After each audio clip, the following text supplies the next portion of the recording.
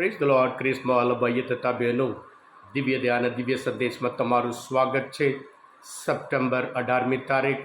આ સંદેશ સાંભળનાર તમારા સૌ માટે અને તમારા કુટુંબીજનો વિશે પ્રાર્થના કરું છું.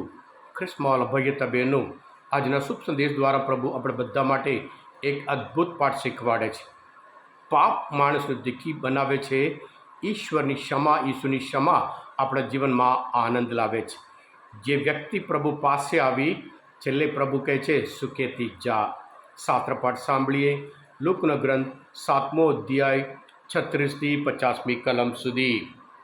એક ફરોશીએ ઈસુને પોતાના ત્યાં જમવા નોતર્યા, એટલે તેઓ તેને ઘેર જઈને ભાણે બેઠા.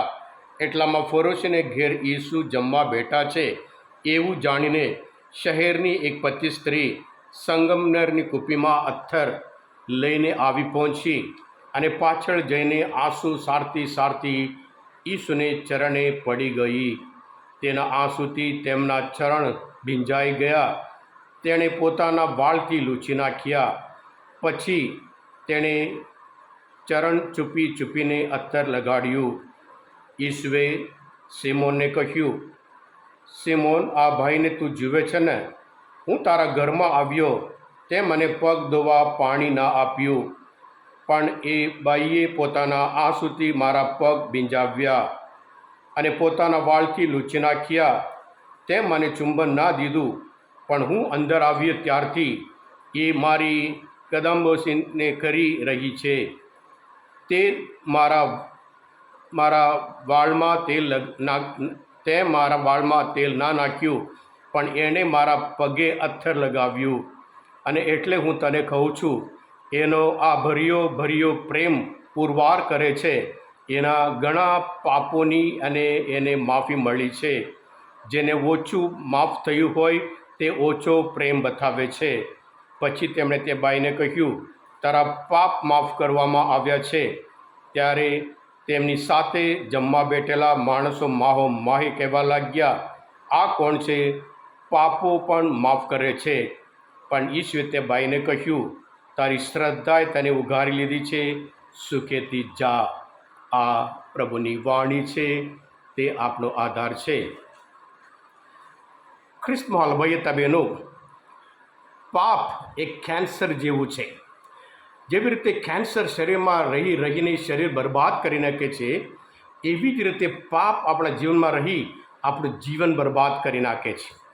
પાપ માણસને દુઃખી બનાવે છે, પણ ઈશ્વરની ક્ષમા આપણા જીવનમાં આનંદ લાવે છે. ખ્રિસ્તમાં ભાઈ બહેનો, આજના શુભ સંદેશમાં આપણે જોઈએ છીએ આ પતિ સ્ત્રી એ પોતે પાપી છે એ સ્વીકાર કરે છે. અને પછી ઈસુ પાસે આવે છે અને પોતાના પાપ યાદ કરી રડી પડે છે અને ક્ષમા યાચે છે. ખ્રિસ્તમાં ભાઈ બહેનો, આ જમાનામાં, આ સમાજમાં કોઈ પોતાના પાપ સ્વીકારવા તૈયાર નથી. આપણે બધા ડબલ ચહેરાથી ફરીએ છીએ. આપણા પાપ કોઈને બહાર નહીં ખબર પડે એવી રીતે હંમેશા માસ્ક પહેરીને ફરીએ છીએ. જેવી રીતે ફરોશીઓ, એવી રીતે એક માણસ પણ પોતાના અંગત જીવનમાં જે પાપ હોય એ બધું સંધાડી બહાર બતાવે છે, પોતે સારા માણસ છે. આ ફરોશી લોકોનો મનોભાવ એવો છે, અમે તો બધી આજ્ઞાઓનું પાલન કરીએ છીએ, અમે કોઈ પાપ કરતા નથી, એમ કરીને એમનો મનોભાવના, એમનું વલણ છે. પણ આ સ્ત્રી ભલે બહુ બધા પાપ કર્યા છે, પણ પાપો કબૂલ કરે છે અને સ્વીકાર કરે છે, રડી પડે છે, ક્ષમા માગે છે. હા ક્રિસ્મસ ભાઈ બહેનો, જ્યારે માણસના શરીરમાં બીમારી હોય અને શરીર દુખે, પીડા હોય અને વેદના હોય, આપણે છેલ્લામાં છેલ્લું પ્રભુ પાસે જઈએ છીએ. બધું પોતે દવા લઈએ છીએ, આ કરીએ છીએ, એ કરીએ છીએ. જ્યારે કશું ના ચાલતું ત્યારે આપણે પ્રભુ પાસે આવીએ, દિવ્ય દયા પાસે આવીએ છીએ.